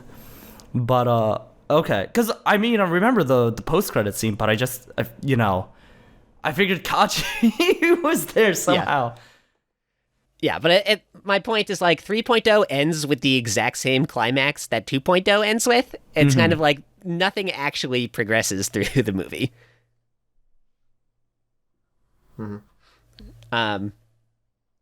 But we can progress. Do you want to talk about Misato? I feel like the rebuilds barely wanted to talk is there about anything to say she about doesn't get a Misato? lot until the final movie, and that's really, with her and Kaji and her son. Yeah, I have some positive things to say on that, but I will be a Debbie Downer for once, and I will say, the scene where the, like, new chick who's mad at Shinji for ruining her family tries to shoot him, and then Misato takes the bullet. I think that is probably the worst thing that has ever happened in Evangelion franchise. It's so stupid. I hate it. I think it's really dumb, and I block it out as much as possible, but it comes to mind because we're talking about Misato, and I'm like, okay, they wanted to get her so then she can kind of do the, like, really, really, honestly, like, inspirational sacrifice and really be the hero, which I appreciate. But the path to get there, I did not like. But I do like what they had to say about her kind of becoming her own general, her relationship with Kaji, staying out of her son's life in a very interesting way to mirror her own relationship with her father. It's very interesting to see the whole kind of, like, replicating what happened with her own father. She's just, like, completely staying out of her son's life because she's like, I'm just gonna fuck this kid up. Like, I don't trust myself. It's just not gonna happen. So I think that was cool. And then it was cool to see how she ended up sacrificing herself to help Shinji. As we kind of said, like, I don't think there's too much to her overall in the rebuilds, but maybe you guys have more on that. Yeah, well, I want to push back kind of on all you that comes a to little mind. bit, because it's like she makes the decision to, like, stay out of her son's life because she's like, I'm gonna fuck him up, and that's literally exactly what Gendo did. Right. That's true, like yeah. a bad Yeah. and the resolution for her characters, like, before the final battle, there's the yeah. really sweet scene of her, like, looking at the photo of Kaji Jr. and Shinji together. Yeah. And so the resolution to Misato, her good end, is in that scene, which I agree wasn't great. I don't think it was that bad. Being like, it's wrong of me to try to, like, take it all on myself and not let the kids have any part of it and stay out of their lives. Like, I should be their champion. I shouldn't be pushing them away because I think it's for their own good. Yeah, sorry to clarify. I didn't mean cool in like a really good parenting mood. I meant like cool writing. Okay, like, gotcha. keep going. Yeah, I thought yeah, you were like, I wasn't, that like, was lit, smart of her to abandoning not your fuck kid. up this kid. No. I phrased that weirdly. I was trying to like separate from like I think the way she got shot was like poorly written and contrived versus like her abandoning her kid was impressive writing, even though it's not like a good thing. I was trying to separate those, but it sounded like I was being like abandon your kids, poggers in the chat. Gotcha. Like no. So yeah, like Misato definitely doesn't have a big role in these stories, but I do like what was done with her. I think it gives her like a positive resolution that she never got anywhere close to in the original series. I don't have anything to say honestly about Misato. Okay. It's mostly about her coming to terms with her responsibility, and she was a big boss kind of in the original series. Now she's basically the biggest boss in the rebuilds, and it's now up to her to steer. I believe the ship was called Wunder, right? Yeah, the Wunder. To be the leader of the opposing force to Gendo Ikari, and it's just her trying to be responsible and trying to be as much of a leader as possible. I honestly don't think there's too much of a new information about Misato that we get out of Rebuilds, and I feel like she has been very, very sufficiently explored in the original series, and in here I would kind of give credit to not trying to change the character who works just as fine as she is, and not try to do something that could fuck her character up instead. That kind of thing. Speaking of the Wunder and its crew, though, I want to give a shout out to one moment near the beginning of the final act that I thought was really cool when they're preparing for battle. And the guy who's just like one of the crewmates in the helm, the guy who's voiced by Otsuka Akio. Yeah.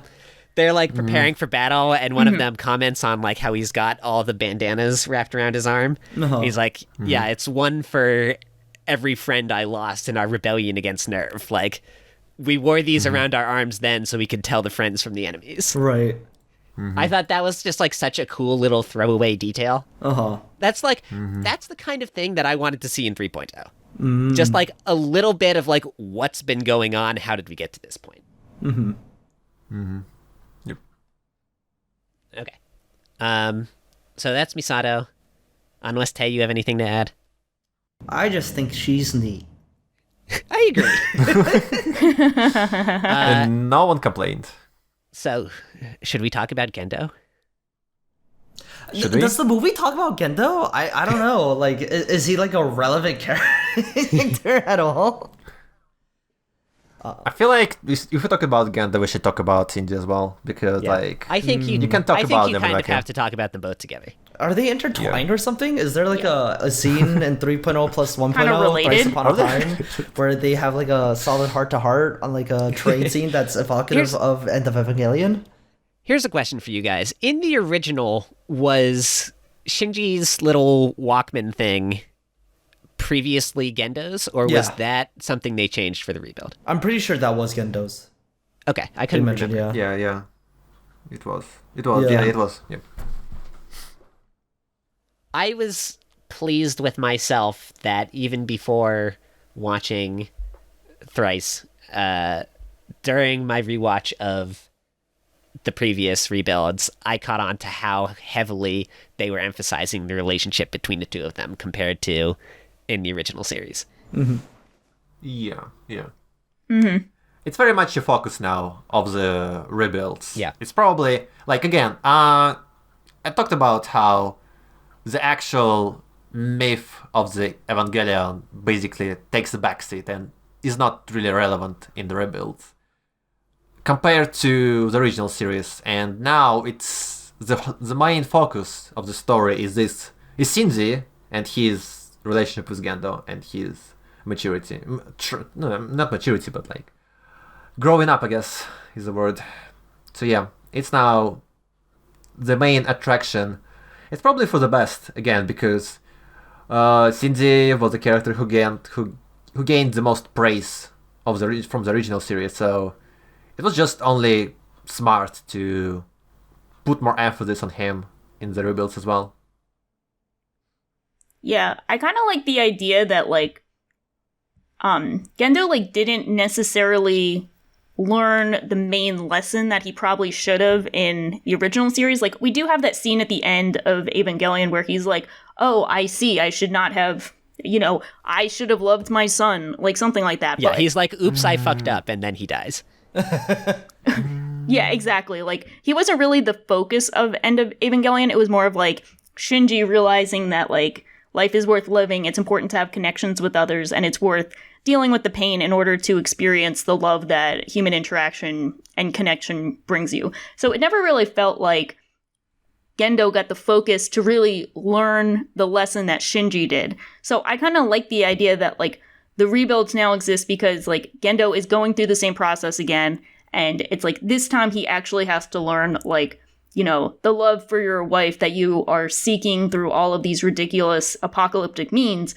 You can experience that through actually forming a connection with your son, no matter how much you hate yourself and how unworthy you feel of being, like, a father. Like, it's cool to have that focus because it's like kind of like another way of showing that, like, we kind of re-experience all of these depressing feelings of, like, not feeling like we're worthy of human contact or we're being afraid of getting hurt again. And it's like, no, it's important to reiterate that, like, love is around us. We can find that love in human connections that exist. And I like that in, like, the meta sense of, like, why the rebuilds exist and why they're here to kind of, like, reiterate the same message in a different way for a different character when we're all at, like, different points in our lives. Like, I know a lot of people can see themselves in Gendo a bit more now than they can in Shinji, and I think that applies to Ano as well. That's a good point, yeah. That is an interesting way of thinking about it that I hadn't considered. Yeah. Yeah, so Gendo, cool. Battle your daddy issues in a mech. What was Misato's line is like, the only two things a son can do for his father is pat him on the shoulder or kill him. Yeah. Yeah. I'm like, I'm not so sure about that one, Misato, but it's in character for you to have a bad take like that. I think one thing I really liked about Gendo's backstory is that he was is the echoing of, like, how he was a lot like Shinji, and then he found someone who he loved. But before that, he was totally okay with being alone. But that line, when he says, like, for the first time, I was afraid of being alone. Like, I just thought that in a nutshell, I thought was what Evangelion is supposed to be about. The fear of being alone, but, moving past it, how do you address, the bonds you make with people, and the fact that sometimes you will, you might feel like you are alone, but not being alone kind of deal, But Yeah.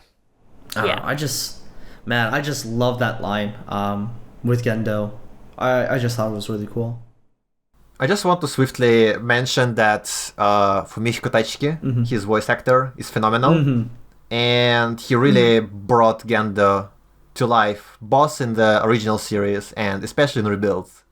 Because it's been like 25 years and things have changed. And it was... I read a snippet of his interview, and he said that it was kind of difficult to relate to Gendo after all these years.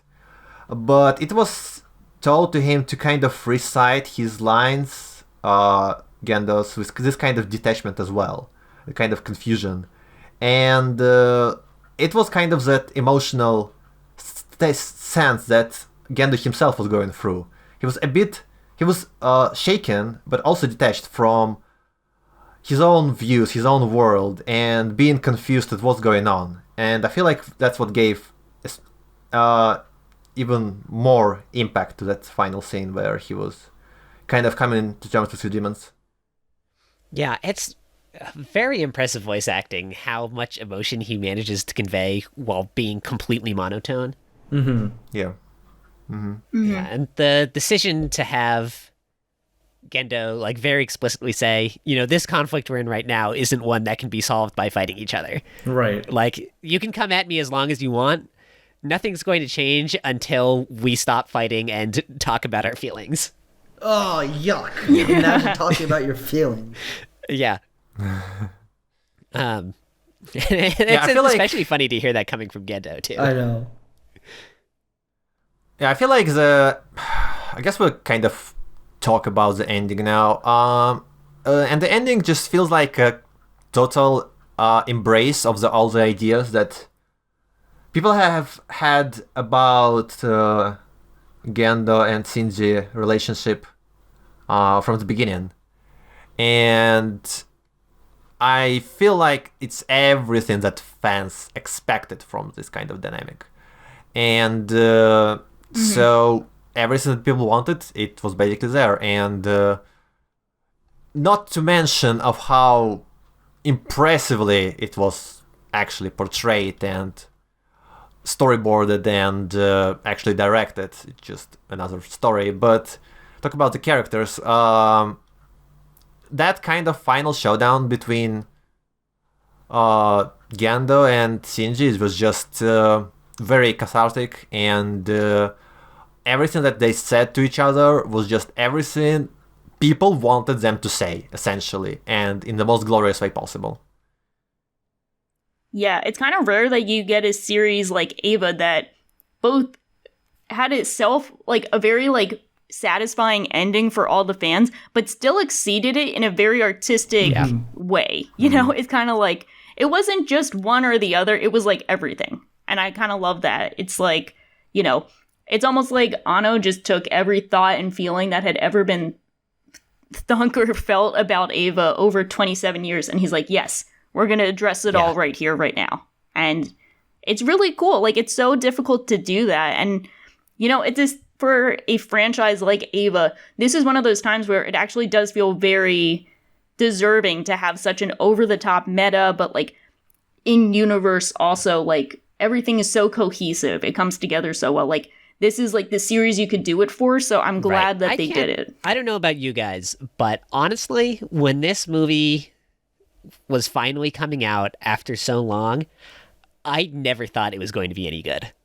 Really? I mean, Yeah. you were not the only one, that's for sure. I know. Like, I thought it would be good, but I thought people would be disappointed. I thought some group of people would, and there's I don't just think so people much are. baggage to the series that I did not think it was possible for anybody to wrap it up in a way that would be satisfying. But I don't think I've seen a single bad thing said about this movie. No, there have been bad takes. Granted, I am very detached from like the anime sphere at large. Nah, people say bad things about it, yeah. But it seems like There's a will, there's a way. Overwhelming consensus among people is that this was the ending that we all wanted for the series and that Evangelion deserved. And that against all odds, and despite the incredibly troubled production of the rebuilds and all of the doubts people had about where it was going, they pulled it off in a way that the great majority of people think was perfectly executed. The main complaint... I think you're a bit optimistic on humanity there. Okay, maybe.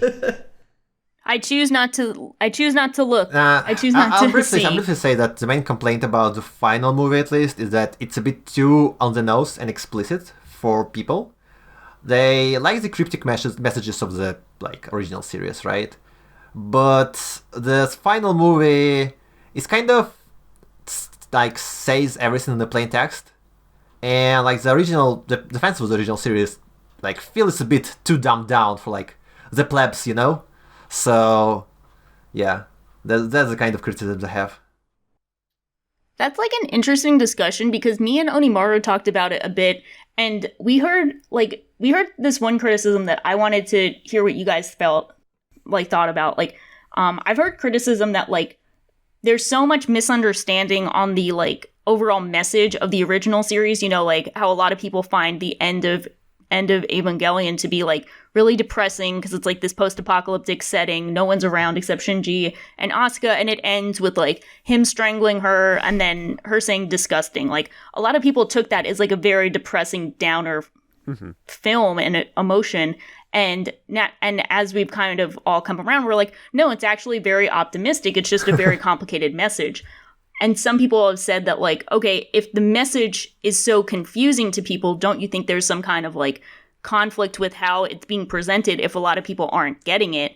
And I think, you know, we can let the like original exist and however people feel they can feel about it. But like, I kind of like that this time we know exactly what the message is. Maybe it's a bit on the nose, but as I said before, I think with a series like Ava, where we're talking about like, you know, the overall property of like this franchise that's existed for 26 years. We're talking about the original series and like newer additions. I'm down with being a bit on the nose and being like, look, we're getting the happy ending. I think that if it had been cryptic and vague again, like it was with End of Ava, I think people would have walked out of the theater metaphorically and been like, so that's it? Like, we're just going to spend the rest of time wondering what he meant by this? What I really appreciated though is the finale and the message of Evangelion seems to be Anno just being like, please get over Evangelion. Yeah. Like, the only way to move forward is a world without Ava. Yeah, just please stop spending your money on this godforsaken franchise.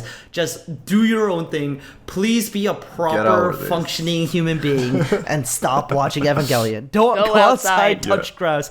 Don't think about this shit ever again. Yeah. I do have to say real quick, a theory that someone on our Discord had that I thought was so funny. And I am happy, but a little bit disappointed that it did not end up being true, was that this was not actually going to be the last film, because Anno had said in interviews before, like explicitly, 4.0 will be the last piece of like Evangelion media that I make. And then they like announced the final title for this, and he was like, this isn't 4.0. It's very clearly not called 4.0. Wait, they're making another this one? was another fan theory. This was like... Yeah. Yeah, this was something Smurf said when they announced it was going to be called 3.0 plus 1.0. He's like, that's not 4.0. He said it would end with 4.0. Okay, and thank that's God. not I had a heart attack. Oh, no. That's a funny theory, but that's like too close to reality. I was like, oh my God, no, don't do it. Don't do it. Go back. I think he has said something about like, and mentioned it with regards to rebuilds. Like, he might be done with it, but maybe he'll have it like Gundam, where other people can have their own takes on it. But his Evangelion is, you know, never say never, but might be over. Mm-hmm. Yeah. I mean, I'm sure there will continue to be spin-offs. Yeah. I mean, it just makes too much money. It just makes way too much money.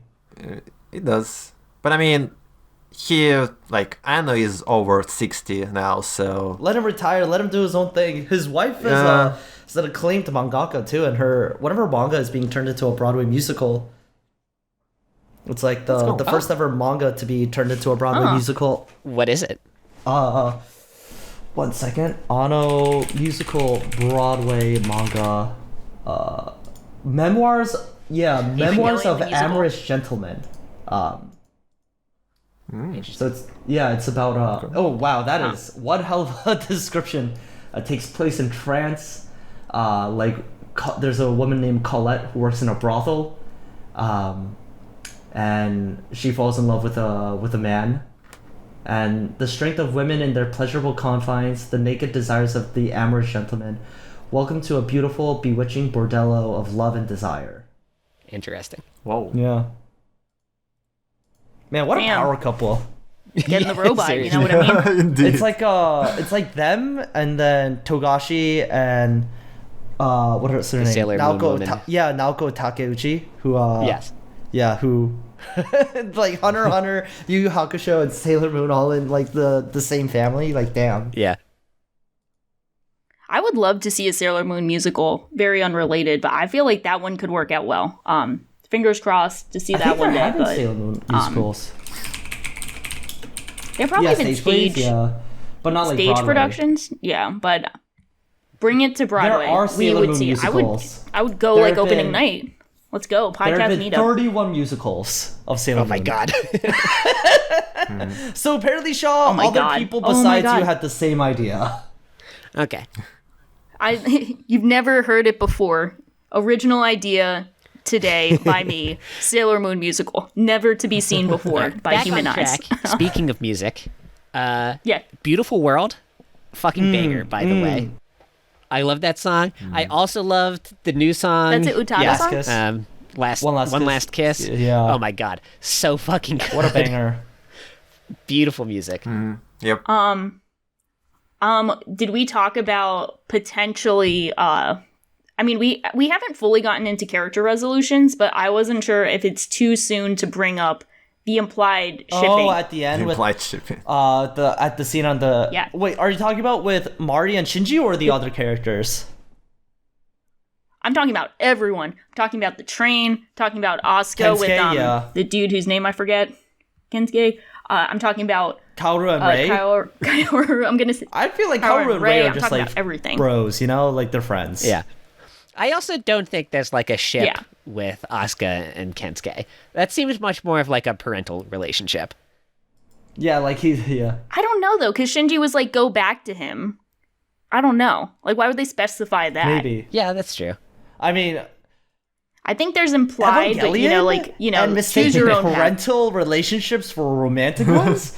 Perish the thought. I've never heard of that in my life. Indeed. Oedipus complex, let's go.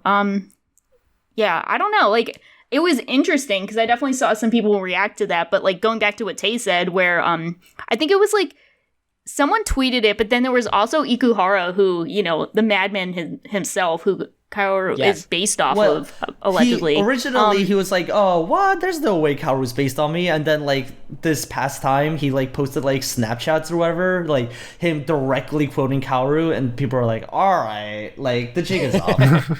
Okay, it's like literally him. I believe it. Like no matter, I believe it immediately. But he apparently said like, yeah, like go have Rei get pregnant, and, like put these weebs in their place. So I forget where I was going with that, but like it's kind of ironic that his character, like literally him, is the one who may or may not be, building a future with Rei. So I think if that was intended, that is some nice 13D chess played by Ano.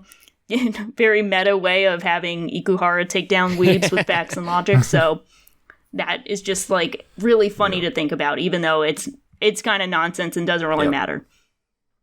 I gotta say, since we're talking about that final scene, adult Shinji in the choker sweet talking Mari, kinda hot. Swag. I was like, damn, all you got right, game? all right. It took 26 years and he got game? What's going on? Let's go. Oh, yo, Damn, when he, go Shinji, go. when he does the glasses move, I was like, bro, my man got some moves. Yeah. Damn. Damn, Shinji. Damn. Yo, Love that for I'll him. get your Character robot. development. But, Yeah, I love that. I guess, I don't know if we skipped over, but like, how did you guys feel about like everyone's character resolution? I mean, I think we kind of talked about it, but like, I wanted to add one for Kaoru because as I said before, I didn't really feel that much for him as a character before then, but I always did appreciate how he was a bit more of like a mystical, mysterious figure that kind of existed to inspire Shinji, but also develop that authentic connection and then cause endless despair through his demise.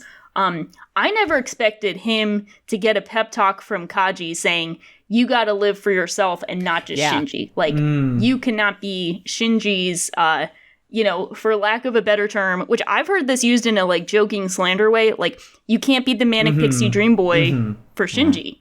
And I thought it was really funny because I've heard that as, like, a criticism for Kaoru, like, for a bit, and I know people, like, really hated that, but I think it was really interesting to see, like, in retrospect, they're saying, like, yeah, you kind of existed solely for Shinji. You got to find your own way. And I thought that was a really cool way to kind of wrap up his character to show, like, even the people who are there to kind of bring you out of your despair or help inspire you, like, they got to live their own life I'm as not well. sure if that was, like, purely a metaphorical scene or whether it implied the existence of a timeline where Kaji was the commander of Nerve or what. But, it was definitely not something I expected to get for Kaoru. And I think it was one of the slightly less satisfying resolutions for me out of all the main characters. Just because, if they were going to give him something, I would have liked it to be something a little more concrete about his role in the series, rather than just like, he's this being that exists across all timelines and always does the same thing. But yeah, I don't know. I don't feel that strongly about it. I could see that, but I do think it's a fair way of kind of balancing that, like, he is this mystical figure, but also, like, he has his own identity and own autonomy. Like, so it's like a balance of both without being like, this is what you truly are. Again, I feel like Amorous is just a victim of the plot. Yeah. And it not being the focus of the rebuilds at all. So, yeah. Speaking of endings, I just wanted to mention that, again, that final showdown between Cindy and Genda, and it felt like, like the original series, and how the 2 final episodes, Infamous, were instrumentality of Asuka, Misato, Cindy, right? Mm-hmm. And this one was instrumentality of Genda, because it was him who was being put to test, and his ideals and his ideas as well. And it was very cathartic and thematic, I would say. Again, maybe because the audience grew up, and Anno himself, well, grew up as well. I guess he was 35 when he started the series, but now, anyway. The characters that we can relate to more, and he is now the main focus of that final scene. Right. His ideals are being put to test, yeah. I think it's really interesting, because that shift of focus. Yeah, I think you can see kind of Anno growing up in that shift. People talk a lot about how deeply personal Eva as a story is to Anno, and I think it's very clear there, where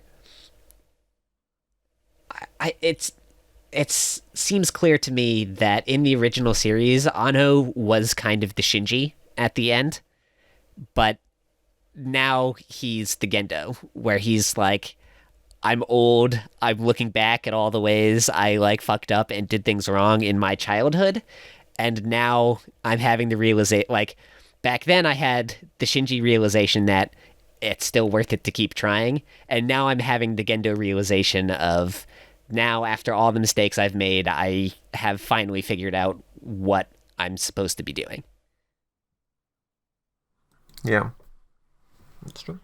Yeah, it's definitely interesting to see the kind of perspective change, especially, it's like, who is the character that needs the most focus that also reflects Anno at this current point in time? And I could understand it being like, original series, it's Shinji, it's like, that's how he's feeling, maybe that's how he was feeling towards everyone around him, but now it's like, interesting in retrospect, now that he's taken on like that parental figure, he's like, okay, this is what I would like to say at this point in my life. So yeah, it's definitely interesting, because I think the fans kind of growing with the series is like a very present aspect of the series, even though it's not always like the most important part. I'm just thinking, when you grow up, it's like people growing up, like they have best girl fights between Rei and Asuka, and now everyone is Misato's age, and they're like, oh wait, no, she's the best. Also, she's just like me. It's like, the way you kind of, your kind of like life stage kind of dictates who is the most impactful or important to you. And it's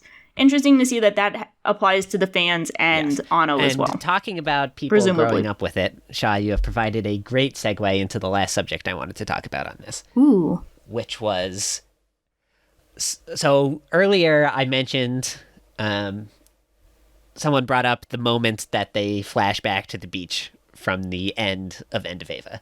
And I said, okay, hold on to that, because I want to talk about that. When I saw that very brief shot, that was extremely powerful for me, because it felt in a way like coming home. More than anything else in the film, that felt like finally taking things full circle, and just brought down the weight of all the emotion that we've had tied up with Eva as a series on top of me at once. So I'm wondering if I were just like a fresh baby anime viewer who is getting back. Now I've seen, a bunch of entry-level series that get people into the hobby. And I'm like, okay, I'm going to go back and, watch the classics. I'll watch Eva. And I get through the original series. I watch End of Eva. I have, a great experience with that. I'm like, okay, there's more. I'm going to watch the rebuilds now. Do you think for a person like that Thrice would be anywhere near as impactful as it was for us, who have been, just by virtue of the fact that we've been waiting for it for so long? Well, there's one way to find out, and that's my 14-year-old sister who's just gotten into anime. So we can put her through the ringer and come back and see what she says. But, and she's that age group, but I think it's tough. I mean, I think it's definitely a possibility that someone could have that same experience and feel like, oh, this clicks. I feel like this was such a gratifying experience. We've come full circle. We've come home, as you said. But I think it is kind of difficult because, they don't, how much of the background do they know? How much does the background and the meta aspect of the role Evangelion plays in the medium, the industry, and everyone's lives, how much of a role does that play in your appreciation of the series? It's an interesting story to tell. And I find that those kinds of, external influences really interesting. But I think that's something that always made Eva tough is the story of how it's created and how it relates to everything around it is a big part of the Eva experience compared to I don't know, an average anime where you're oh yeah, I watch it and now here's the story and that's kind of it. So it really does depend on the person, I think. It's completely up to how interested are they in the Eva lore. Yeah. I can't even imagine what it was like for people who, watched Eva when it was coming out in 1995, seeing it now. But, even for me who first watched it 5 years ago, I feel like so much of my experience with the rebuilds is informed by the wait and the wondering. All of the questions that have just sat in my head. Yes. All of the questions that have just sat in my head for so long about what did they really mean in End of Eva and what happens next and how are they finally going to resolve the series? That is so much of the potency to Thrice that I don't know. It just makes me wonder. Yeah, I think it's a good question. It's actually... I don't know. I would... I just want to say that's actually a very difficult question. I've been just pondering all this time after you've been asking it, and I just I'm at a loss, honestly. I feel like you can't win here. I believe the meta aspect is just way too important, honestly. And if you watch the rebuilds, being a bit uninformed of why it is important, I feel like you are bound to lose something here. I'm trying to think about how you could probably circumvent it, but it's probably just if you really like the original series and the End of Evangelion, and you kind of read up on all the things that were going surrounding the rebuilds. But I feel like there's way too many aspects, just meta aspects that enrich the experience of the rebuilds, being how Neon Genesis Evangelion impacted the anime industry overall, how Anna himself sees in his work, how fans reacted to this product and everything around it. I feel like if you just omit all of it, you just lose a lot of substance and context to what is going on with rebuilds specifically. Yeah. Tay, any thoughts? I just thought it was brilliant that it ends with not Ano, a Freudian slip, with Shinji and Mari walking off after, declaring that there will be no more Evas. This is the end of Eva. Really, goodbye, all of Evangelion. And they go up the train station and they run away, and it switches to a live action shot, and it's of Ano and his hometown. and that is his hometown, and that was the train station that he grew up next to.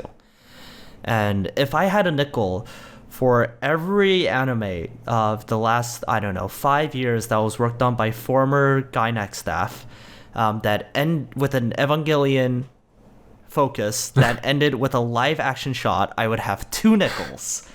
Which isn't a lot, but it's weird that it's happened twice. And for anyone who doesn't know what we're talking about, go listen to our recent episode about Gridman and Dynazenon. Yeah. But I don't know. I like the way that it ends up so succinctly, you know, literally telling people to go outside, touch grass, leave anime behind. I just really found that powerful, and I think there is the meta aspect that is required, you know. But that's true of like any franchise, right? Like, I don't know, if you watched Star Wars and you didn't watch episodes 1 through 6 and you only watched 7 through 9, you might actually have a better time because 7 through 9 were so shit. But it would be a different experience than like watching it through, or like, I don't know. Quick, what's a franchise in recent memory that ended well that has been? Oh, well, I was about to say The Matrix until you said ended well. Yeah. Yeah, or like that ended well that you would like need to watch, like you can't just watch the last one. I guess, I don't know, if you're like a big MCU fan or something, like if you watched Endgame without watching like any of the other MCU films before, you might be like, why did everyone like love this film? But no, it's not even about. Yeah. It's not about that. Like, obviously, anyone who's watching the rebuilds should watch the original series. Right. But what I'm wondering is, like, now that people have the ability to just watch it all in a row, does it lose some of its power? Yeah. Because Without you the don't have weight. to wait anymore. I don't think so. I don't think it loses some of its power. I think it's different. You know, I don't think it's losing anything. It's just gonna have a different vibe to people.